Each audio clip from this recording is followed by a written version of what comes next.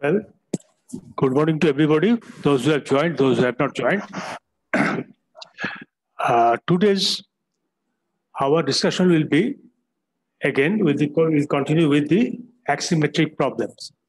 I told you in the last class is that what is what is the application of the axiometric problems are axiometric situations are there. There are certain items. First, I have discussed where are the application side of this type of and what is this axisymmetric problems? What is the item of known as axisymmetric items? Which is this? We have used in daily life, in our practical life, in industrial life, a certain items which is a solid of revolution. What do you mean by this term solid of revolution is it is a round shape item, and it is made round and with a particular center with the same radius everywhere throughout its length itself.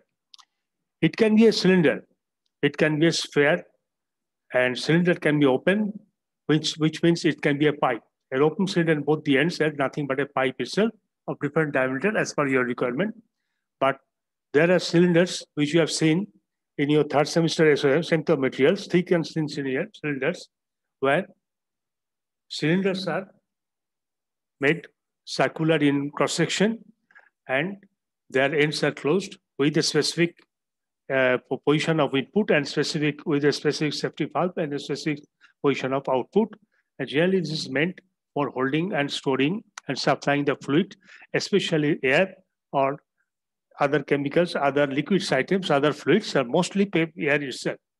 Now, what is the use of, what is the application of these axiometric views, bodies?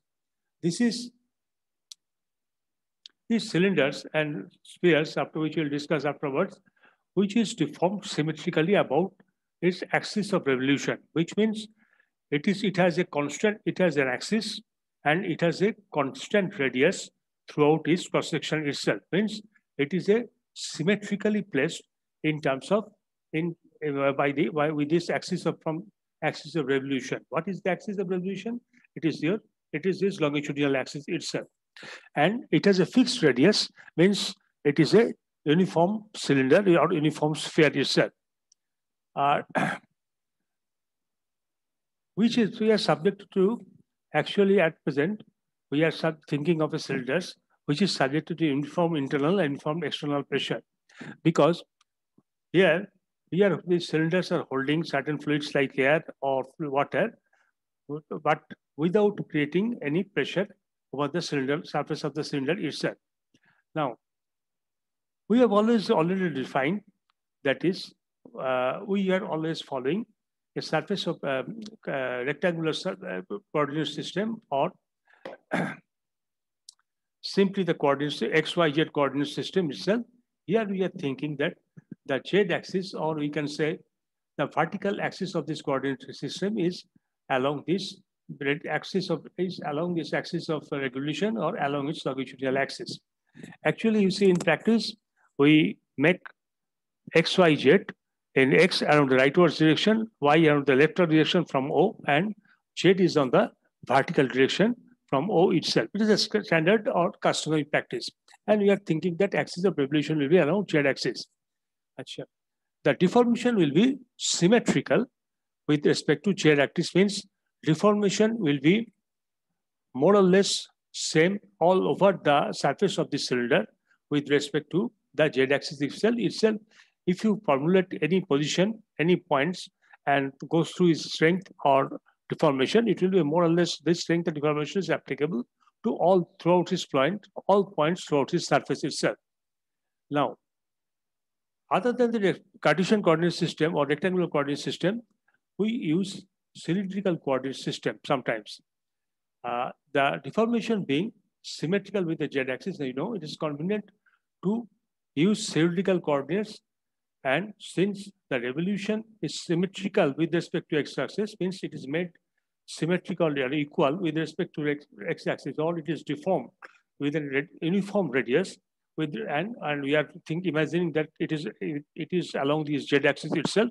So it is convenient to use cylindrical coordinate system since we have these components are not, the stress components are not dependent on the theta itself. This deformation, since the deformation is symmetrical about the axis or same about the axis, so it is not dependent on theta, means theta is the angle subtended on any point from the centroidal axis, and further dr theta, t theta r, z does not exist itself. So consequently, differential equation equilibrium can be reduced to our special cases. You saw from the Hooke's law, Professor Hooks has developed a stress-strain relation between stress and strain in terms of six equations, which is related to the six stresses along x, y, and z, and tau is three shear stresses, tau xy, tau yz, and tau zx, along with the corresponding strains by means of six equations with 36 unknowns. And we have used various assumption and simplification to make this huge amount of unknown constants equal to two, only two. Now, here we also follow to reduce the equation to our convenience scale, but we have to use the equation for the perfection of our calculation of our stress and strain. Now, here we have devised a irregular shaped cylinder. So far, we have discussed the stress at a point only. The real stress of stress in various points, point to point, it varies. Now we have to deal with the point of point, every point or at any desired point in a body. Mostly we define a point and we set the value of stress itself. The set of equation deals with the coordinates satisfied by stress components. Stress is equal to, you know, it point to point, when they vary from point to point, this equation will be established when the body with every particles in equilibrium. First of all, our assumption is reduce our only one motive to reduce the differential equation relating the stress and strain, and we have to reduce the constant with a convenient or possible quantity. You know, this action will be established when the body is in equilibrium. We indicate a small element of the body and derive the equation of equilibrium from this small element AB. The faces are made. Thus, we have to. Thus, what is shown is a small element from the body whose dimension is negligible small, and but they are in perfect equilibrium, and we have made a free body A and B from the part of the system. Free body means it is, although it is carrying certain stresses, certain forces at that point, and this also carrying the effect of the residential or surrounding phases by means of some imaginary forces, which is being nullified by the same amount of forces acting over its adjacent areas itself. The phases here, next page, I am showing you. Phases are marked as 1, 2, 3, etc. On the left hand phase number 1 are sigma stress, sigma is tau xy, tau xz. Right hand phase number 2. Then goes to the next page.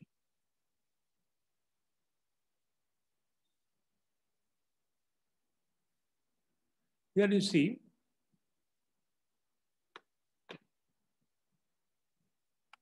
what we are having. We have named the phases. It's a cube, may not be of the same dimension, but of infinitesimally small dimension or differential dimensions, or an elementary element coming out from the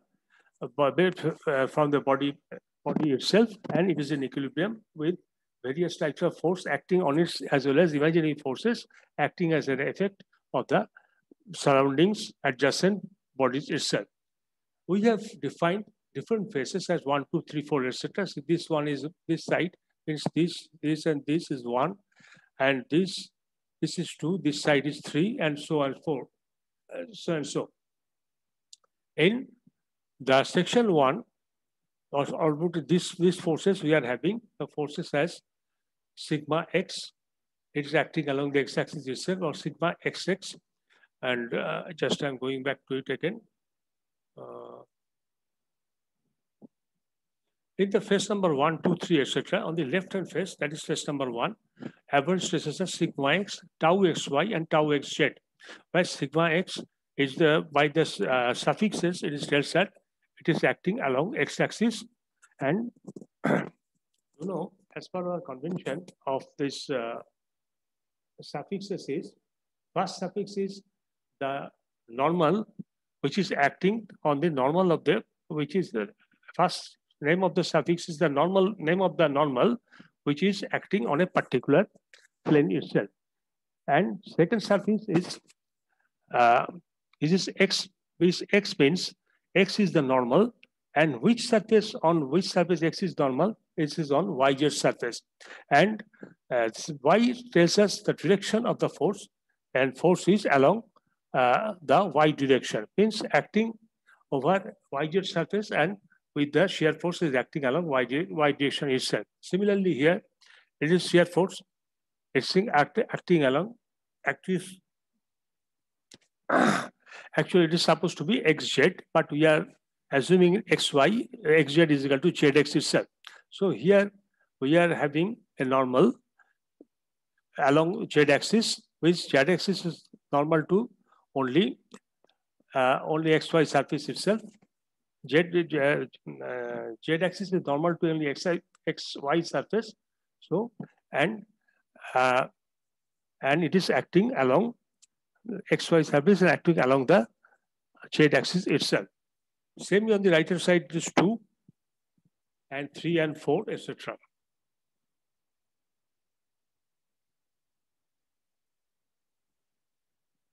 And now we have this sigma x, tau xy, tau zx on this surface.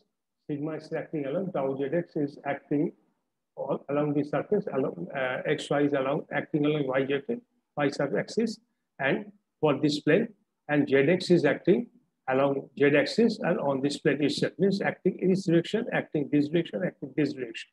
So if we are supposed to change, what we'll do, we are assuming that on the surface number 2, which exactly opposite are parallel to 1, these forces are sigma x plus the differentiation of sigma x with respect to x multiplied by delta x, tau xy, differentiation of tau xy with the delta x multiplied by delta x, tau xz, differentiation of tau xz divided by dx multiplied by delta x. Here we are assuming this thickness of this element along this x direction is only delta x, and there is a rate of change, there is a change of sigma along the x direction, whatever may be the small, but there is a change.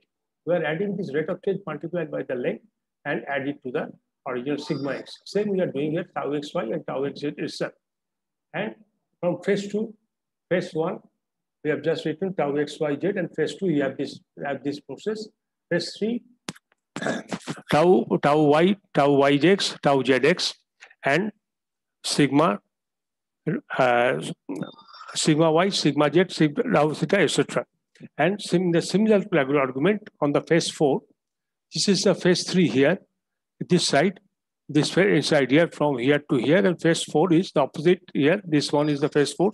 It has this value, which has the same rate of change multiplied by the length. Here you also the same rate of change multiplied by the length itself. Then phase 5, which is at the bottom, which is this one, and this one. This is the bad bottom, where we have tau z, zx, zx, and we have the same change throughout this length itself. Now, let the body force compare components per unit volume in the xyz direction by gamma x, gamma y, gamma z. So we know what is body force. It is the inertia force which may be possible, which is the gravitational force which may be possible. It is also a magnetic force which is possible. And we see in xyz direction, we have 3 such body force, x, y, gamma x, gamma y, and gamma z. So that's in equilibrium x direction.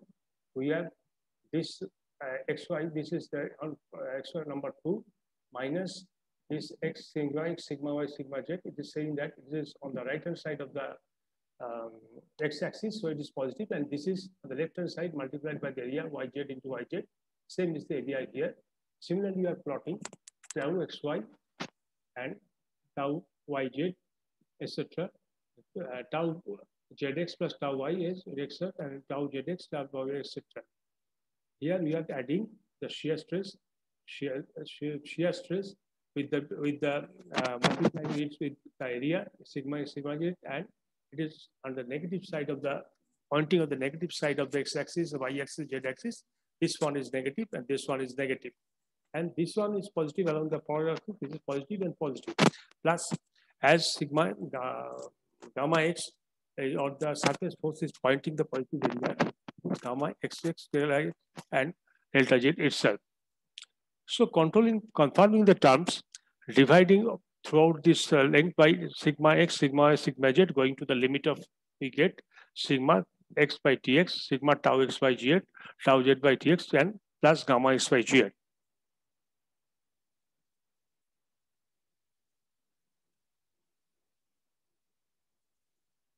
Similarly, equal forces in y and z direction respectively equating to 0. We get two more equations like this. We get three more equations in terms of sigma x, sigma y, sigma z, and tau xy, tau zx, and tau xz, etc. Equation must satisfy at all points throughout the volume of the body. It must be recalled that the moment equilibrium conditions are established in the equality of the stress of cos itself. Now, if there is a plane stress state, that is, if there is a given state of stress where exists a coordinate system O, X, Y, Z, such that for this stress, sigma Z is tensile stress along Z direction, tau Zx is shear stress along Z direction acting normal to XY, shear stress along Z direction acting normal to YZ. These are all equal to 0 itself. Now, then state of stress is called a plane state of stress, and for two-dimensional state of stress. As if we put this value, respective values, sigma z is equal to 0, tau zy, tau yz, tau zs is all 0, and then only sigma x, sigma y, tau xy, gamma x, gamma y exists. Then equations reduce to 2, sigma x, del x, sigma tau x, gamma x, and gamma x, sigma y, and tau xy, del x, etc. All these things acting along the direction of gamma or the vertical direction and leftwise is equal to 0. So this is because the plane state stress level. Next, let us go to the boundary level. The equation must be, so this equation above here, it must be satisfied throughout the volume of the body. We are thinking there is only out of three Cartesian state, I mean rectangular coordinates, one coordinates we have no forces at all. Coordinates exist all right, but we have no forces acting there. So this equation of the plane stress must satisfy throughout the volume of the body itself. When the stresses are vary over the plate, if the body means the body have the plane stress state, then the stress component sigma x, sigma y, tau xy must be consistent with the externally applied force at a boundary point.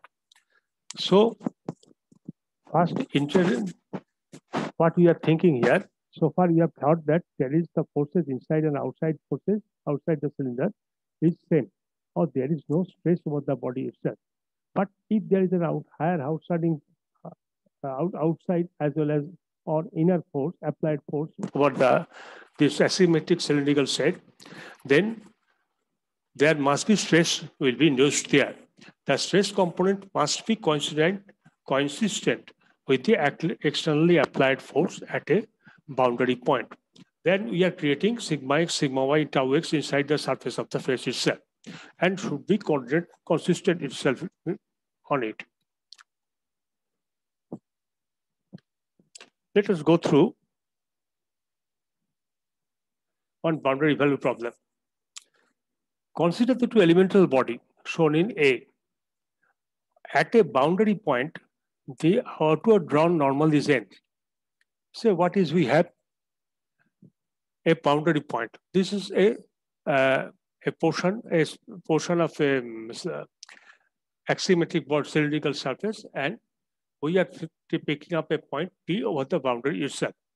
Now, if the outer drawn normal is n, means we think there is a plane, there is a normal exists, then there must be a plane existing, and the surface on the boundary itself, although it is a round shape, it is supposed to be a plane, and which is defined by the normal n itself as per our earlier theory. Now, fx, and if we have this point P, the outer normal x, but fx, fy be the components of the surface force per unit area at this point. So there are the surface force, maybe coming from the internal or maybe coming from the outer, which is acting along these normal forces, which is acting normal to this surface itself. These have components along x-axis and y-axis at fx and fy itself. Now, this must be continuous of the stresses sigma x, sigma y, tau x at the boundary. Must be continuous, or must be, what you say, balanced by the stresses acting sigma x, y, and tau x at the boundary itself. Now, we know our Cauchy's theorem. Any force acting along the normal, it can be written as tau x and its component and tau in x direction, and any force T, which is normal, acting on the normal, acting parallel to the normal itself, and its component in y direction is y, is given by fx and fy, sigma x into nx plus tau xy into ny, sigma into ny, tau xy into nx. So, and what is nx and what is ny is the cosine, direction cosine of the x of the angle it causes with the original x-axis itself. And this is multiplied, means these are the component along x direction and these are the component along y direction. We are only assuming so far we are going through a plane set of stress, and we are not taking into consideration the third stress, the stress along z direction, with the idea that they are all zero. If the boundary of the plate happens to be parallel to y-axis, this boundary of the plate here, if it happens to be play along y-axis at the point P, it may say somewhere here, this is like this P1. It is although round, but it is so small in length, we can think it is a straight surface or a rectilinear surface. It is along, I mean, this parallel to y direction itself. Then the boundary condition becomes, here we get fx is equal to sigma x and fy is equal to tau xy. Because you see, there is only sigma reaction cosine with x-axis exists, and reaction cosine is parallel. There is no force, means cos 90 is equal to 0 itself. So here we have fy is equal to tau xy and fx is equal to sigma x itself, and we are not having any component multiplied by the reaction cosine along y direction itself.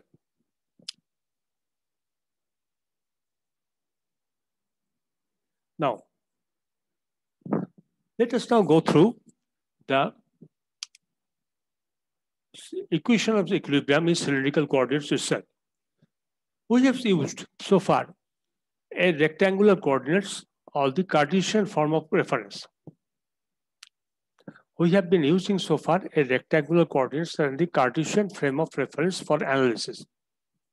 And which means rectangular coordinates, we know there is a center at O, and we have axes in three mutually perpendicular direction, except OX, OY, and OZ itself.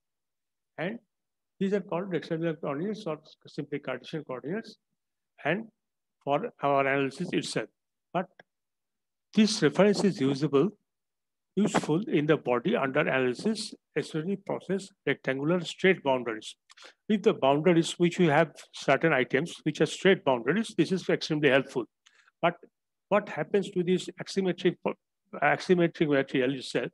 The bodies is under discussion possess radial symmetry, which means it has a radius and it has a curvature. It is a form like look like a circular cross section itself.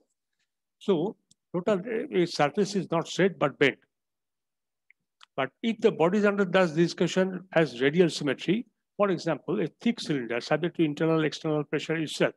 External pressure is created over it and it is balanced by the internal pressure to maintain the equilibrium of the cylinder itself. The analysis of such problem is convenient to use polar or cylindrical coordinate system, which we have only radius in one axis itself and theta is running in another axis, but all the same, both of them are at inclined matter at an angle with the Cartesian coordinate system. Now, let us consider an axis symmetric body. In next page, I'm going to have the axis of the body is usually taken here as the z axis. The two other coordinates are, of course, other two coordinates are r and theta, where r is the radius, theta means the counter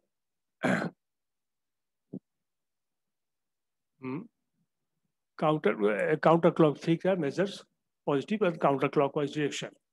The rectangular stress component will be at a point is P r theta z. P for x, r for theta, and z for the P r for theta, z remains as it is.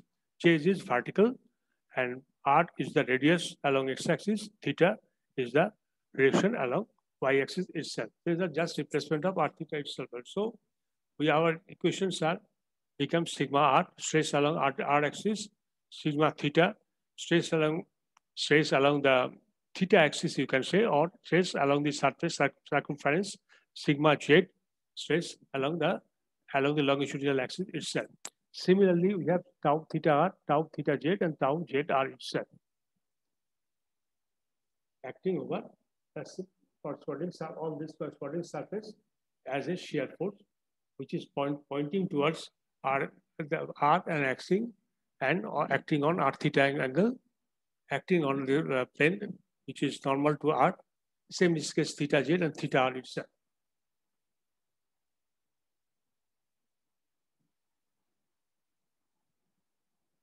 Now, say in the following figure, what we are showing here, we are having a surface. This is a axisymmetric, which is axisymmetric item, which have the axis which is along z-axis and which is revoluted around this z-axis, or to take the form of a cylinder. Here we are not saying that radius is same everywhere in the cylinder, but it is thinner here and it is thicker here. Radius is also changing along the length, and radius is not constant. And theta is the circumference internal angle subtended on the circumference of anywhere in the length of the cylinder itself. So what we have, this is theta circumference, this is the z itself, it is the longitudinal length, and r here is the radial direction. So we are thinking of the stresses along the circumference, stresses along the circumference, stresses along the circumference, stresses along the length and along the longitudinal direction, and stresses along the radial direction itself. And we have taken a cross section and found out a what you say round or a portion of a block like this, which has indented angle at the center of the axis itself. What it looks like, we have this elemental link. We have this elemental link itself. We have theta x along the circumference here, like this, like this, like this, and like this, which is shown here, sigma theta, and surfaces tau xy, tau theta z, which is pointing along the z-axis and acting over the surface theta, acting over the surface defined by the angle theta. And this is sigma r, radial stress along the radius of the cylinder itself, and tau fr, tau r theta, F zeta and R theta along, which are acting along Z, along the distance theta, length along the distance Z. Red means practical and but shear over the surface. Same is the case Z R theta itself. Other surface we are reduced already considered to be equal to 0.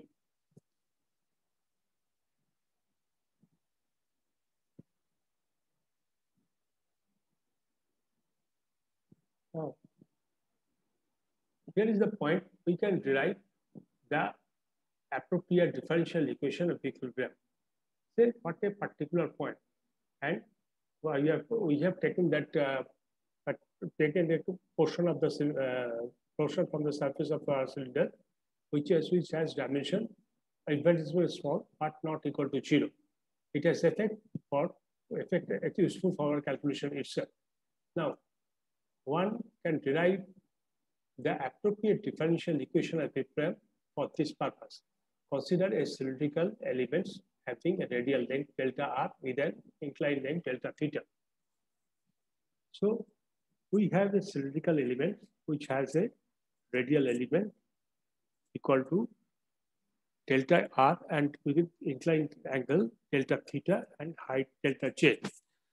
So the element which has length along the radius, this is a length along the radius itself.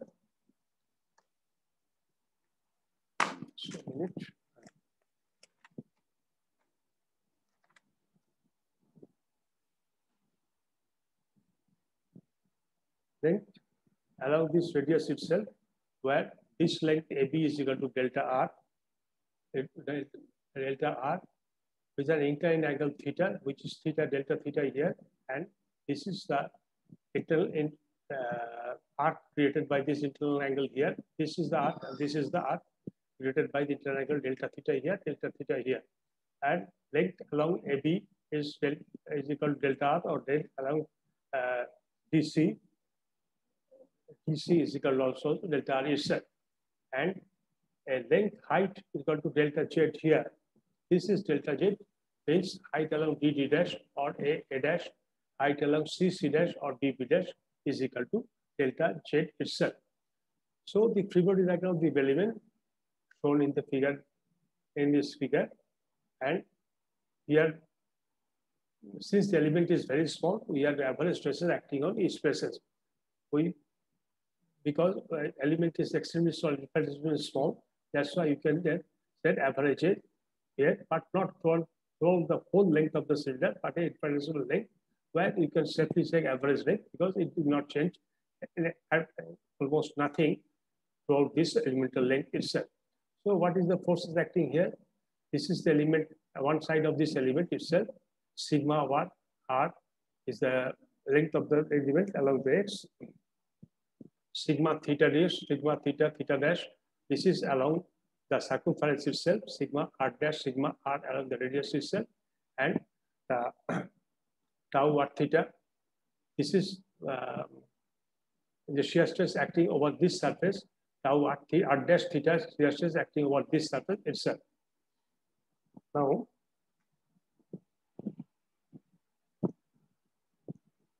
the area of this space, what is A dash D dash?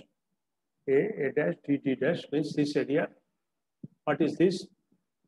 It is the R, the radius in R, the radius here, radius at of this line R A from the z-axis or from the point O itself. The R into delta theta is this length, and delta theta is R into delta theta is an internal angle theta. This is our length is R into delta theta. We know the height is dr itself. So it is R into delta theta into dz. Sorry, this height is dz itself.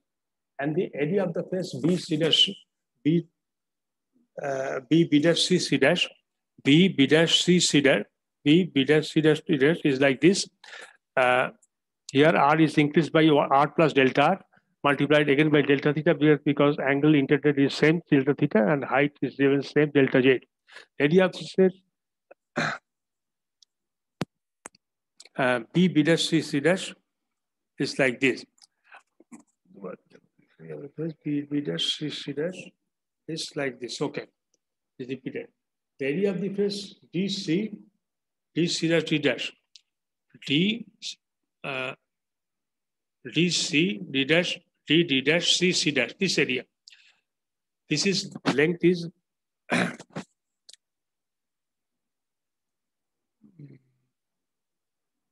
is equal to R delta R into del Z. This area of this length, delta R is the height, and delta Z is the delta Z is the height, and delta R is the length indicated here.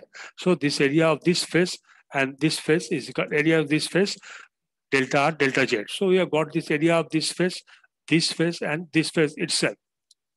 Now, the faces ABCD, ABCD itself,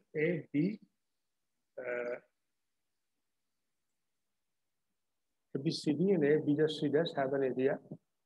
This is ABCD. AB, this will be BCD. AB, this is C, ABC dash. ABCD means the top surface. A as well as AB dash C dash D dash. A, B dash, C dash, D dash. This forces has an area is equal to R plus delta R, means R has an area R plus delta R into delta theta, means radius is equal R plus delta R, the length itself, into multiplied by this length. R delta R is the total length here up to this point, multiplied by delta theta.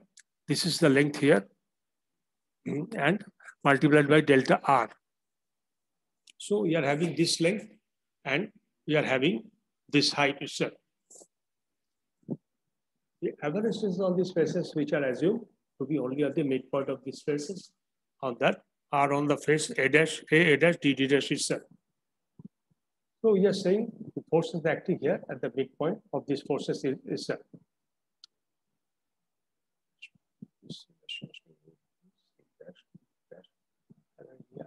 R this delta R plus delta R.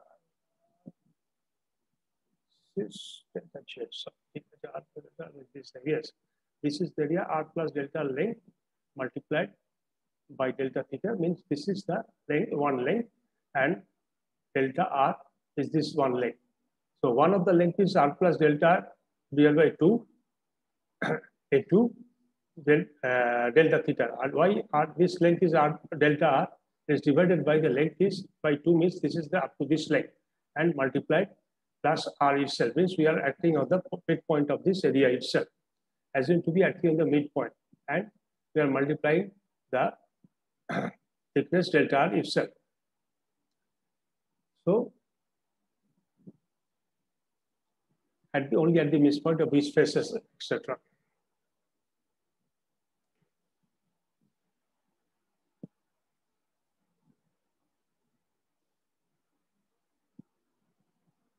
Now, normal stresses acting over these surfaces, sigma R and R delta theta plus delta